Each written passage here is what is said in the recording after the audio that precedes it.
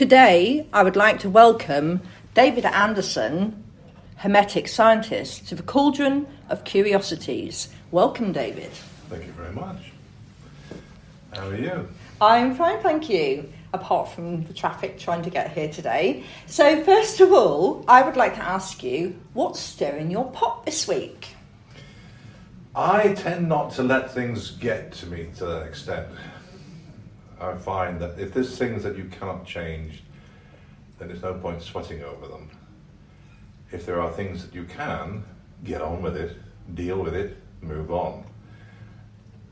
Getting angry or annoyed over things is a waste of your energy, and it's a form of depression which will take you in a spiral downwards. So my pot is fairly empty at the moment, but you never know, maybe something. Yes. One day. Yeah. Okay. So the next thing that I wanted to ask you, I have been talking to people about your role as a Hermetic scientist, and many of them don't know what a Hermetic scientist is. Can you explain in relatively simple terms what it is? Simple terms. Wow. Okay. There's nothing simple about it. It is a very, very ancient system. It's shamanic in origin. It's become known as Hermetic by the Greeks much later on, but it is a system of understanding the natural world and its effect on the human condition, and how things work, not only within but also without. Understanding the nature of chemicals, understanding the nature of stars, planets, formations of things. Literally every aspect of existence is analysed and looked into. Hermeticism isn't a religion per se, in as much as we don't have divinities. We see the divinity as being us. We are the divine. We are the gods and goddesses, if you want to go down that route. Because each time we look for divinity, we find nature. We don't find a single god or a goddess or something like that. We find ourselves and the creatures that's around us and the wildlife that's around us and the planet and the solar system. Who was the first Hermetic scientist, do you know? The very first one was Hermes Trismegistus, and he was just effectively a scientist that had questions and looked for answers, and he is effectively the one that started this concept of Hermetic science. And Hermeticism has left on to things like hermetically sealed. We invented that. It also led on to the hermit, because we tend to be solitary. We understand the nature of how we work and the energies that we use. It is better to be on your own, because people can be affected adversely when you employ your energy to be able to create a paradox, a change in existence with your will. Okay. You know? Would you say that Hermetic scientists are naturally curious people? You are driven by curiosity. It's an obsession. Even as a child, I wanted to know the ins and outs. I would have probably been described as a destructive child, because I would have a toy and I would want to know how it worked. Why did it make that noise when I pushed it? So I would put it apart to see how it worked. And that was always... Fortunately, my mother understood my curiosity and took into the habit of buying one to play with, one to analyse. Yeah. She would do that, and I'd get a second one, which I could... Because the trouble is, when you're a kid, you learn how to take things apart, but you don't know how to put them back together again. Yeah. And particularly in the 60s and the 70s, everything was sort of plastic and it was glued. So once you pulled it apart, that was it. It was ruined. I understood how it worked, but now I had just pieces. Yeah. No, I remember. It was sort of reminds me of some of those Cindy dolls and the things that came with it, and yes, it's they were. You could see the plastic line on them where they had been mould injected, hadn't they? Mm. So, when would you say that your pathway as a Hermetic scientist started? On that, I'm very, very lucky in as much as I was born into a pagan family. The Highlands of Scotland, in particular areas, is still very pagan. As much as Christianity came into Scotland, Scotland is like Ireland. There's pockets of paganism that went on and continued ever since. Mm-hmm. Because Scotland is Catholic. Because the Church of England is Catholic, like Ireland. And a lot of the Scots people are actually Irish. So they brought with them that paganism, and it stayed. And fortunately, my family was all part of the pagan. We're actually in a place called Esig, which is now a suburb of Inverness. But it's not that far from East Boleskine, which is where Crowley's place was, Mm-hmm. because he found that he could focus there because the people around him were Hermetic. Although Thelema is a form of Hermeticism, it's more religion-based than science-based. So we've always had that. So my start was always one of pagan, Mm-hmm. which always brought me into contention with my primary school, which was St. Mary's Roman Catholic Primary School, run by nuns. Yeah. So what was the first thing that you did that you consciously know was following that pathway? Asking my grandmother at 12 to teach me her ways. And that's her pendant. And you're showing me a circular pendant with a pentagram on? Pentagram on one side and a delta on the other. Delta on the other side, thank you. Is, So how old is that pendant now? that's over 150 years old now, because that was her mother's. And because I was raised by my grandmother after the age of 10, because my mother died at 10 when I was 10. So she became my legal guardian. And what did your grandmother say when you asked her to teach you? She hesitated because my family's got a very strange history. For some reason, only girls appear all throughout the generations. Mm-hmm. Boys, if they don't live long and they don't do well. But girls, no problem all the way through.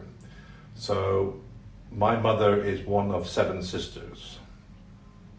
My grandfather kept on at my grandmother every couple of years, hoping for a boy, which never happened.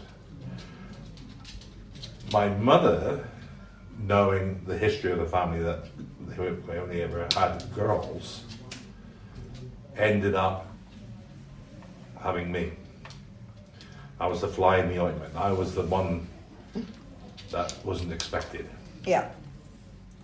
So nobody really knew what to do with me because the knowledge had always been passed down from women, mother to daughter, grandmother to granddaughter, so on. And then there's me, the one solitary male that stayed alive.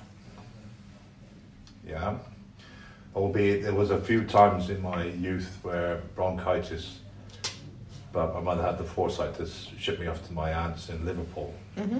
So I was able to survive that, and I've never had it since. But asking my grandmother when I was age 12 if she would bring me in and start to teach me. And she thought about it, she thought, well, there's no reason as to why I couldn't.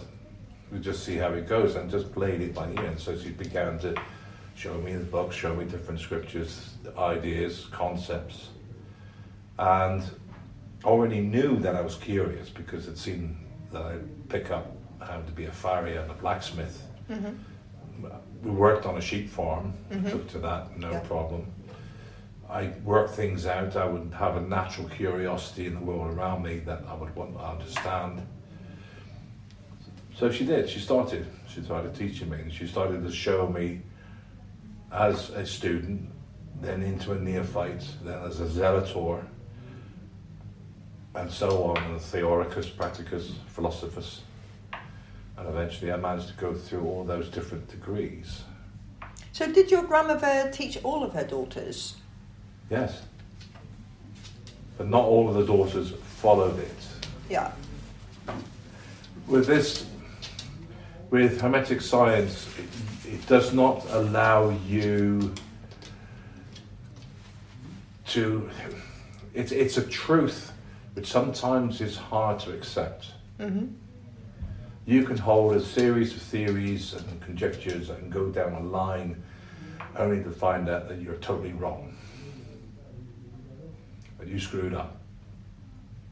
And you've got to accept that you are wrong. Mm-hmm. And sometimes a lot of people find that very, very difficult. It is difficult though, isn't it, to admit you're wrong? And if you can't do that, then you're going to stay on a false path. Mm-hmm. And you're going to keep following along that line and not really... What you're doing is you're creating your own world. You're not living in the real world, because that's got a harsh truth to it, which you've already denied. So now you're in a series of worlds that you are creating out of your own imagination, because they fit your rhetoric. Mm-hmm. And you will be very aggressive about that, because it's destroying everything that you know. But if you can accept the fact that you can be wrong, mm-hmm. and accept the fact that there is a reality, a truth, that nature has decided that that's the way it is, and whether you agree with it or whether you don't, doesn't change a darn thing. That's the way it's going to be. You've got to accept it. And that can be quite difficult, can't it, for people to do? It is, to think, is it really that way? Yes. You've got to accept that natural law, universal law, is sacrosanct. You can break the laws of man. You can bend them and twist them and amend them and create them and repeal them. But the laws of nature, the universal law, is a constant which the whole universe is based on. And if you can't agree with it, well, it doesn't give a rat's ass about you. It's going to carry on, because that's how the universe works, not you. Yeah. That's as harsh as it is, and that can be very, very difficult. I suppose there's always that aspect, isn't there, that sometimes we overestimate our own importance and how we fit into the universal scheme of things. But that's a natural psychological phenomenon. Yeah, that's... I'll never say that word. But it's quite natural for us to think we're the most important person, because we are in our own heads. Yeah. I mean, as you say, that is a very much of a natural state of being. But that's fueled by a sense of our own importance that we've created for ourselves. Mm-hmm. And because we are always supposed to be better than nature. If you think of all the things and innovations that's happened over the centuries, to improve nature, we must clear this land and we will improve nature. Or, like the recent thing, the bugbear that's going on, is Bovia to be given to cattle to reduce the level of methane. Mm. That's got nothing to do with cows. It's just an avoidance to deal with the fact that human industry is the one that's creating it. Yes. Even though it's a minuscule amount. But we can improve this by, damaging cows' digestive systems. Yeah. Yeah. It doesn't take into account that all the other ruminants like camels, antelope, muskox, buffalo, giraffes. Cows only constitute 17% Mm-hmm. of all the ruminants in the world. The rest of them is wildlife. Yeah. So what difference is... But that makes me worry. Are they going to start trying to feed that into natural places so that they can control? Is that something they're going to do? Or what level of interference? That's what I would be curious about, is what are they going to do next? Because sometimes we notice that they will use diversionary tactics. I say they as in Big Pharma, for example, who's making money out of this. But something will happen that will divert our gaze and everybody be busy, focused on that. And then in the background, something like Bovia will be released. Because it had to have been released, because surely if Arla knew about the backlash, it would not have even announced it was using it. Well, you're looking at dispersing it into the wildlife over the entire planet. Because every continent, every country has ruminants as part of its natural wildlife. Even the camel. The camel itself doesn't actually have 4 stomachs, but it has 4 compartments in its stomach, which still makes it a ruminant. So every single animal would have to be affected. Yeah.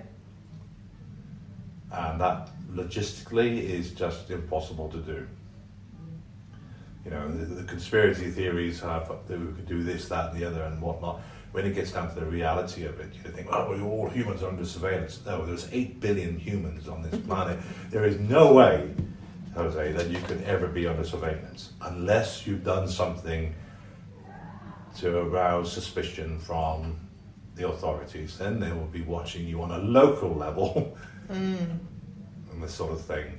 Although, on that note, most people's phones are quite good at surveying what you're up to, and people who've got Alexa in their houses, because you can go back into the history of Alexa, especially if you've been having an argument with somebody about what has been said in the past, and Alexa will share your previous conversations because she's listening out to you giving her a voice command, so you can go into the records and dig it all out. Yeah, but that's not government that's watching. No, it isn't the government, no. It is somebody actually waiting to sell you something. I did something yesterday on the our group, where I, because last month, you remember I talked about, I was asked the question about the tin hats, and I said the tin hats work very well as long as they're plugged into earth. And over the last few days, there's been a lot of advertisements for ground sheets and ground mats, which are earthed into the socket. Yeah. Exactly the same way as I'd always been talking about over the years. Great, the Faraday effect, or to remove excessive electrical impulses in the body. I did one search to find a picture which I could post on the group. Facebook, X, Instagram, I'm inundated with adverts for ground sheets, all different companies. There's about 20 different companies now I've found that are all doing this sort of thing. So they are watching what you're doing, not the government, not the police or secret services, but companies to sell you product. Yeah. And most people, when they go onto a website, the website's privacy policy includes a statement around your data being used for marketing purposes, and how many times do people actually go in and have a look and see what they're agreeing to when they sign up. And there's usually so much of it that you look at it and think, oh, God, can be asked with that? Yeah, yeah. And you sign off on something and you're allowing somebody to do something. And then you complain about it and they say, well, there it is, section 19.3b. Mm-hmm. That's right. Okay. And you agreed to it. You made a contract. That's right. So going back to the Hermetic science pathway, yeah. Can you remember the first thing that your grandmother taught you?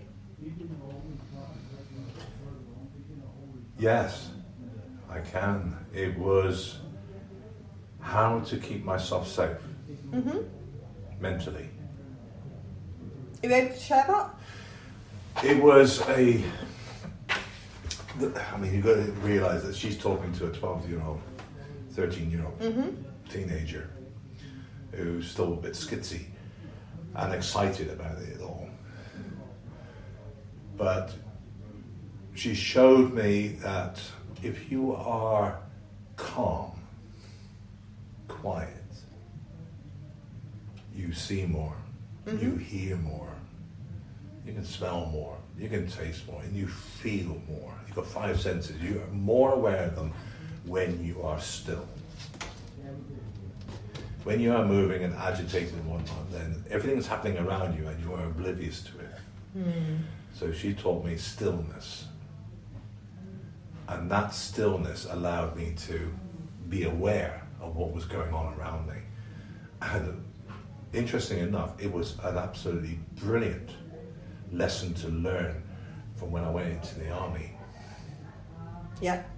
To have that stillness, not moving, to be quiet. But it's also a shamanic practice as well, isn't it? It is a very ancient shamanic practice to have that stillness. Yeah. Let the world move around you. And as you go with the world, you can see it unfolding and unrealizing. It's a hell of a high when you actually get into that shamanic state of total stillness. It's surprising what will come into your area once you settle in. Wildlife and insects will come in investigating because they know you're there, but you're no longer a threat. Yeah. And I found that, I found it really enjoyable and enlightening on what was happening around me. And I have actually tried to do it with a dog attached, which can be interesting, but eventually it was challenging. But he actually settled into it eventually. And I thought that he wasn't engaging with the process. And then one day, I don't know why, I stopped what I was doing and I looked and he was stood still on guard. So he stopped being the aggressor and he was just waiting on the outer part of the space, completely still, whilst I was doing whatever I wanted to do. And it allowed the energy to completely change. And I realised he had changed from being constantly twitching and going, oh, there's a bird or a mouse, I'm going to go and pounce on it, to going, you're doing something, I recognise it, and I'm just going to be still and allow it to happen. But just in case, I've got your back. You know, so all animals do it. They all have that moment of stillness, of calm. No matter what they're doing, if preparing to hunt or preparing to escape from a hunt or having escaped, they have this ability to be able to just be still and to release all that sort of negative energy that may be as a result of trauma or fear because they have been hunted by something. They release and they become that still. And you can see the physical changes in them. Yeah. Where you see like a young deer might be running from a fox or something like that.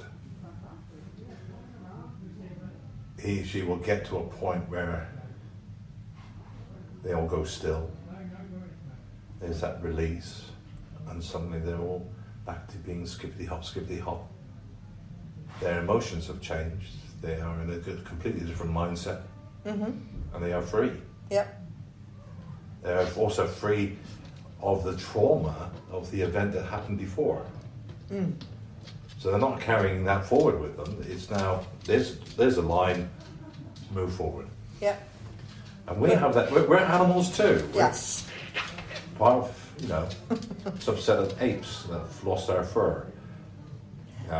Animals are very good at living in the moment though, aren't they? Yes. And it's interesting how some are better at not looking back than others.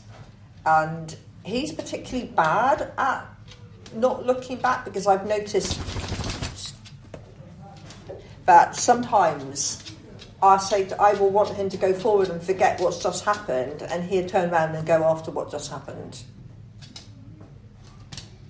Yeah, it might be retaliation as well. So that can be challenging. And the backgroundoid is Bumble walking around, shaking and wanting attention. Yeah, you put your own sound effects. I know, you might have been able to have heard a seagull going overhead as well. So, what keeps you curious about Hermetic science? I haven't finished learning. That's the drive. There's more to know, there's more.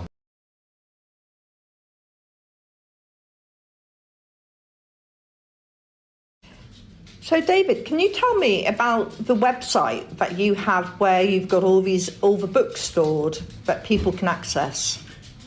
You want to know the web address? Yes, please. It's oldmoors.org.uk. And you've got three choices there to either find the Facebook group, there's a private group just for information, and then there's the library. And you click on that and it will take you into a subdomain, which is exclusively the library, which is a whole series of subjects, as you say, from astrology all the way down to Zionism, Wicca, Druidism, all the different aspects and things that could be termed pagan. There's books there, what I felt to be the best of the best that are freely available, because some books are still, you have to buy. I can't release those out there. These are all books which are tried and tested over decades, even some centuries once, which people have used and found useful. It's not the be all, the end all of that particular subject, but it's sufficient enough to get you started to find a right path for yourself. That this is for me, that's not, and to move forward. Give you a taster. A taster, to get you started. Let's see, a first stepping stone to get you moving in a direction which you find works best for you. Yeah. So I found certainly the library system has been quite good if you want to order books and test out, especially the more expensive ones. They will order books in for you, so you can actually see if it's worth you purchasing a particular book, because that can be another consideration. When a book's £50 to £60 and you've not had the opportunity to open any pages because they're all online, and they don't all do the look inside that you sometimes get on Amazon. The one mistake that people make when writing literature in some form of paganism, whatever variant it is charging money. There is no such thing as a rich witch. The two are incompatible, because the more you understand about the nature of paganism, the way the natural world works, the less wealthy you're going to be financially, the more your wealth is knowledge. Yeah. So books that tend to be sort of 40, 50, 60 pound at a time, I tend to look at those more for the fluffy bunny kind. Because the real witch, the real vulva, the real shaman probably wouldn't touch it with a barge pole, because there's nothing there that's relevant. Yeah. A lot of the original texts were done with the idea that you already had pre-knowledge of something. I'm not going to describe that, because that's something that people have to figure out to begin with. But there's one big problem, particularly when casting a circle. Yeah. Now, I'll describe that later on when we do the moots, but that's the first hurdle. Yeah.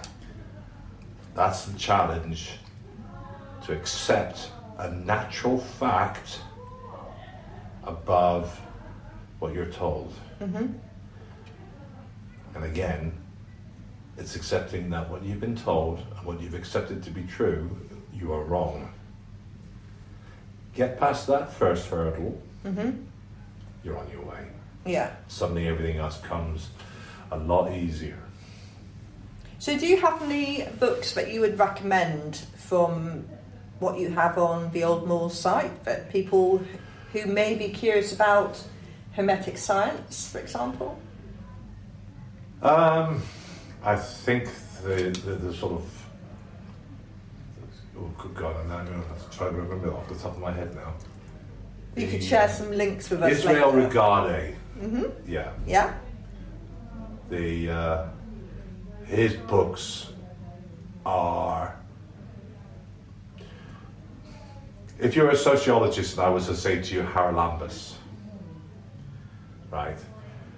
When you go through university, the one book that every sociologist needed was Haralambous, because he was able to put into a nutshell everything that the curriculum had. Well, Israel Regardie is the Haralamus of Hermeticism. Yeah. He's able to sort of point out the major pieces. Now you'll find that one on there as well. Yeah. It's a big book. It's a large file, but you can download it, and it's copyright free.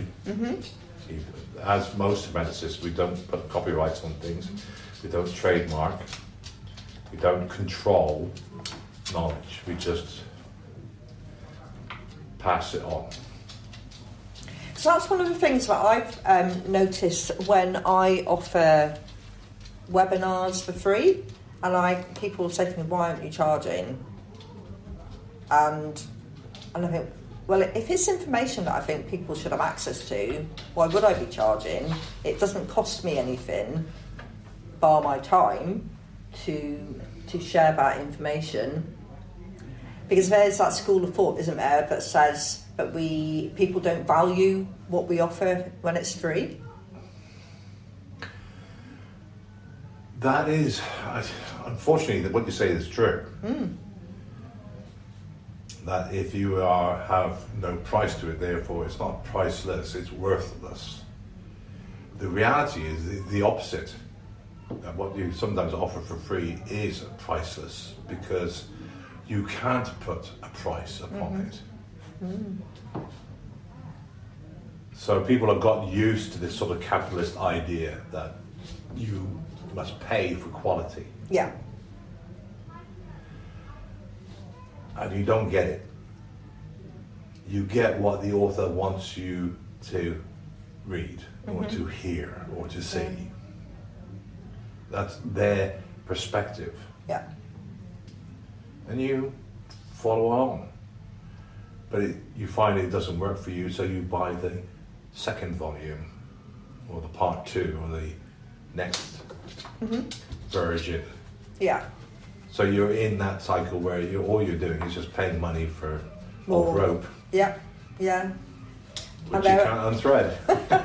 and there's quite a lot of books out there that replicate each other, which is interesting, and being able to which I might add disguise has the same those. mistake in it. Yes, regarding circles. Yes. So. On way. Sorry, that was a hint, but never mind. Bumble.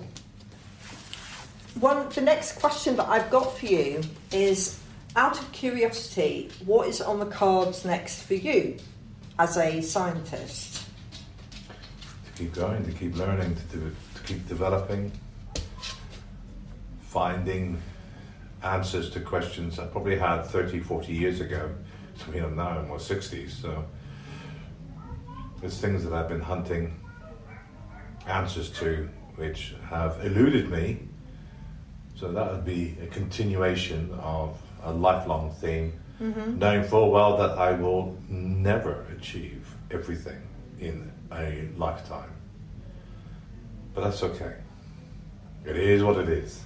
So I have one thing that I'm curious about, and possibly some of the listeners might be. If somebody's sat at home listening and they think, I would like to be a Hermetic scientist, is that possible? Possible for anybody. It's your birthright in a sense. Knowledge is something to be gained and attained and improved upon. So anybody can do that. Again, go back to Israel Regardie. Start there. He will give you pointers, ideas, concepts, directions to go into, how to attune yourself, how to quieten and still yourself, how to develop your physical senses so that those extra aspects of extrasensory perception from those 5 senses can develop because of the soft antennas that are in your brain called the dendrites, the connections between brain cells. Yeah. They receive information. 99.9% of the time we ignore it. Yes. And just see it as noise. But it's there. Mind you, we have a lot going on that distracts us from the noises that we should be paying attention to, if you think about it now, don't we? And there's no ulterior motive other than for you to spend your coin. That's primarily what our world is about, coin. Yeah, yes. You are a commodity to be capitalized upon, either through your labor or through your expenditure. A company is measured, its success of a company is not measured by how many satisfied customers it has, but what is its profit margin. Yeah, very much so. What is the dividends that are going to the shareholders? Yeah. The fact that its products might be crap and people are dissatisfied, the point is that people are still buying it because there's nothing else. Yes. Is the way to do it. Everybody sort of has this idea that the governments are trying to take over everything and whatnot. No, they're not. It's companies. Yeah, make the profit corporations. margin. Yes. Yeah, they're the ones that are taking over. We talked about Belvia before. Yeah, that's a big company called Arla. That's holding. They have connections with Nestle. Yes. Which is a big corporation which holds hands of many of the products that we use. Well, certainly, I don't think a lot of people realise who Arla owned or supplied, and there's probably companies on the list that weren't shared. But yes, sometimes I think what we're trying to say to anybody who's listening, who thinks, which rabbit hole have we gone down? It's really just asking you to tap into yourself and think about, what am I listening to? What are the messages? Am I listening to the messages that are natural, or am I succumbing to whatever my TV's telling me? And obviously we might be coming out of the TV at you at this moment, and you might say, well, that's a bit of a conundrum, because I can hear you from my TV. Well, isn't it? Yeah, and social media. But I think it's about allowing yourself to be real and say what feels authentic. And if it doesn't feel right, sometimes that's our way of knowing, look at it again. How easy is it to contact me? You, hard. You have to contact your wife. Yeah, she messaged me because I don't live on my phone. Yes. I have a phone, I have a smartphone, so it's convenient when I want to use it as a tool. Yes. I don't live on it. Yeah. But then I suppose we've got to acknowledge, haven't we? We're walking around constantly, if our phone's turned on, with the Bluetooth's possibly on, so we're within the electromagnetic field of that phone. Mine's not brilliant, it is quite annoying at times. I have to put it next to thing if I want it to airdrop or anything like that. It doesn't seem to have a large spare. Whereas some people, if I went on now and I looked for Wi-Fi, I would get everybody's phones downstairs in the pub. Right. Because so they're sending out that field of Wi-Fi or Bluetooth, depending. But I remember years ago, this would have been a good 13 plus, possibly longer. You used to go into the pub and you used to be able to turn your phone on to the old Bluetooth, and it would tell you whose phones were switched on in the pub, and people would have their phones named, and you could actually send information to them via the system. That got closed down a couple of years afterwards. But I remember on pre-deployment training, we were going out to Iraq, and the guys, the signallers, had come on, and they wanted to demonstrate to us how our phones were letting us down because of the security backdoors, and they were putting people's phone information up on the screen just to prove you think you're safe. No, you're not. Your phone's open to everybody to read. I think they're a little bit better now, but there's still that capacity that we haven't got them locked down. And so we're open to that energy, aren't we? We are. Even when you shut your phone down, it's still connected. The battery is still running. System underneath because it's listening or waiting for that push. Yeah. To start up again. So you are still connected to the radio masts where your provider is sending the signal. Yeah. So you can be followed, you can be traced. So certainly if you're a soldier now, do not take your phone into the front line because the enemy knows exactly where you are, and probably because of a lack of security, he knows who you are. Yeah. And he knows probably where your family are. There was a spate, wasn't there? I know we're going off down a mobile phone rabbit hole here, but there was a spate where people's phones were being turned back on again, and particularly iPhones at the time, so it was the early iPhones, and there was a conspiracy theory about who was doing it, and it may well have just been a fault with the phone. So, but I do remember we were away at the time because we'd handed our phones in and people had found their phones had come back on again, despite the fact that they had been switched off. So it's just to be mindful that when we are sitting still, where can we put our phones, and remove the distractions, turn the notifications off. Do we need them? I don't think we do. Just shut their phone down. Yeah.